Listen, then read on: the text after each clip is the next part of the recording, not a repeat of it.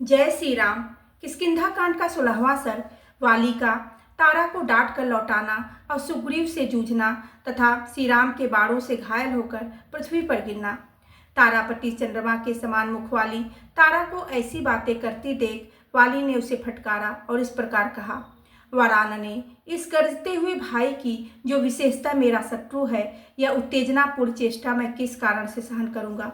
भीरू, मैं जो कभी परास्त नहीं हुए और जिन्होंने युद्ध के अवसरों पर कभी पीठ नहीं दिखाई, उन शूरवीरों के लिए शत्रु की ललकार सहन लेना पृथ्वी से भी बढ़कर दुखदायी होता है। यह हीन ग्रीवा वाला सुग्रीव संग्राम भूमि में मेरे साथ युद्ध की इच्छा रखता है। मैं इसके रोषावेश और गर्जन तर्जन को सहन करने में असमर्थ हूँ। श्री रामचंद्र जी की बात सोचकर भी तुम्हें मेरे लिए विषाद नहीं करना चाहिए, क्योंकि वे धर्म के ज्ञाता और कर्तव्य को समझने वाले हैं। अतः पाप कैसे करेंगे। तुम इन स्त्रियों के साथ लौट जाओ। क्यों मेरे पीछे पीछे बार बार आ रही हो। तुमने मेरे प्रति अपना स्नेह दिखाया, भक्ति का भी परिचय दे दिया। अब जाओ, घबराहट छोड़ो। मैं आगे बढ़कर सुग्रीव का सामना करूंगा, उसके घमंड को चूर चूर कर डालूंगा, किंतु प्राण नहीं लूंगा। युद्ध के मैदान में खड़े हुए सुग्रीव की जो जो इच्छा है उसे मैं पूर्ण करूंगा। वृक्षों और मुक्कों की मार से पीड़ित होकर वह स्वयं ही भाग जाएगा। तारे, दुरात्मा सुग्रीव मेरे युद्ध विषयक दर्प और आयास को नहीं सह सकेगा। तुमने मेरी बौद्धिक सहायता अच्छी तरह कर दी और मेरे प्रति अपना सौहार्द भी दिखा दिया। अब मैं प्राणों की सौगंध दिलाकर कहता हूँ कि अब तुम इन स्त्रियों के साथ लौट जाओ। अब अधिक कहने की अवस्था नहीं है। मैं युद्ध में अपने उस भाई को जीत कर लौट आऊँगा। यह सुनकर अत्यंत उदार स्वभाव वाली तारा ने वाली का आलिंगन करके मंद स्वर में रोते रोते उसकी परिक्रमा की। वह पति की विजय चाहती थी और उसे मंत्र का भी ज्ञान था, इसलिए उसने बाली की मंगल कामना से स्वास्थ्य वाचन किया और शोक से मोहित हो वह अन्य स्त्रियों के साथ अंतःपुर को चली गई। स्त्रियों सहित तारा के अपने महल में चले जाने पर वाली क्रोध में भरे हुए महान दर्प सर्प की भांति लंबी सांस खींचता हुआ नगर के बाहर निकला।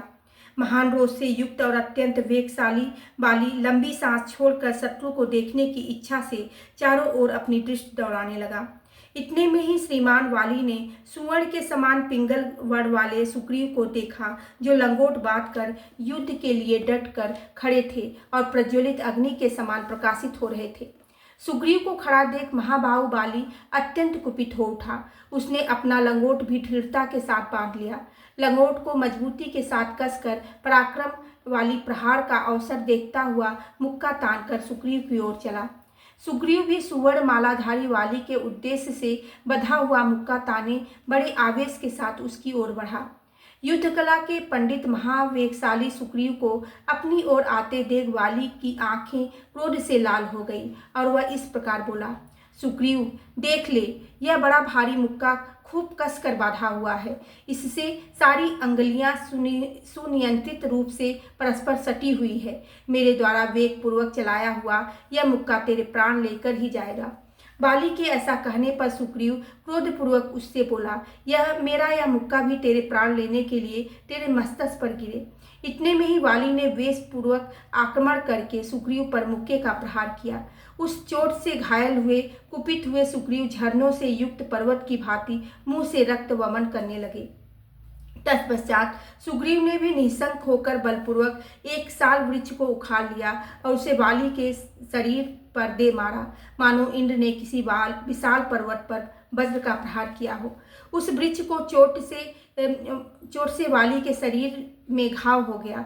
उस आघात से विवल हुआ बाली व्यापारियों के समूह के चढ़ने से भारी भार के द्वारा दबकर समुद्र में डगमगाई हुई नौका के समान कांपने लगा। उन दोनों भाइयों का बल और पराक्रम भयंकर था। दोनों के ही वेग गरुड़ के समान थे। वे दोनों भयंकर रूप धारण करके बड़े जोर से जूझ रहे थे और पूर्णिमा के आकाश में चंद्रमा और सूर्य के समान दिखाई देते थे। वे शत्रुसूदन वीर अपने विपक्षी को मार डालने की इच्छा से एक दूसरे की दुर्बलता ढूंढ रहे थे, परंतु उस युद्ध में बल विक्रम संपन्न वाली बढ़ने लगा और महापराक्रमी सूर्यपुत्र सुग्रीव की शक्ति क्षीण होने लगी। बाली ने सुग्रीव का घमंड चूर कर दिया। उनका पराक्रम मंद पड़ने लगा। तब बाली ने प्रति आमर्श में भरे हुए सुग्रीव ने श्री रामचंद्र जी को अपनी अवस्था का लक्ष्य कराया। इसके बाद डालियों सहित वृक्षों, पर्वतों के शिखरों, वज्रों के समान भयंकर नखों, मुक्कों, घुटनों, लातों और हाथों की मार से उन दोनों में इंद्र और वृत्रासुर की भांति भयंकर संग्राम होने लगा।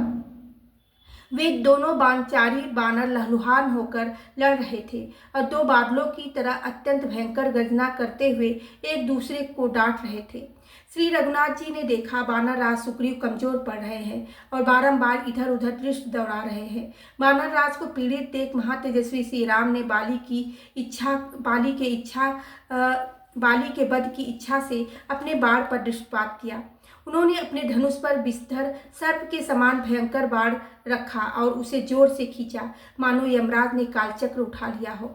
उसकी प्रत्यंचा की टंकार ध्वनि से भयभीत हो बड़े बड़े पक्षी और मृग भाग खड़े हुए।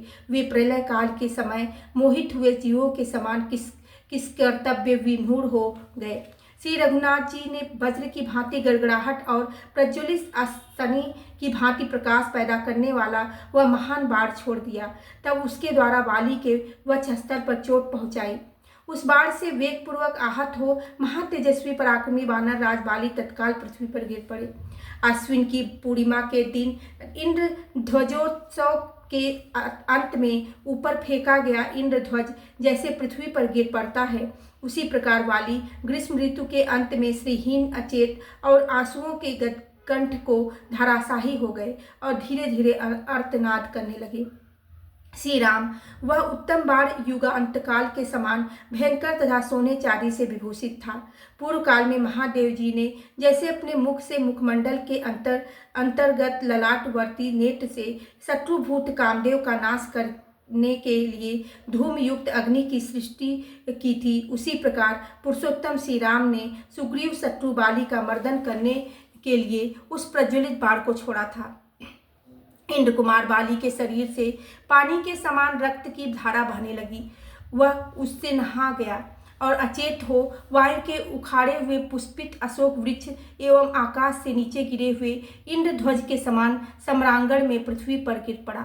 बोलो सियावर रामचंद्र की जय, पवन सुत हनुमान की जय।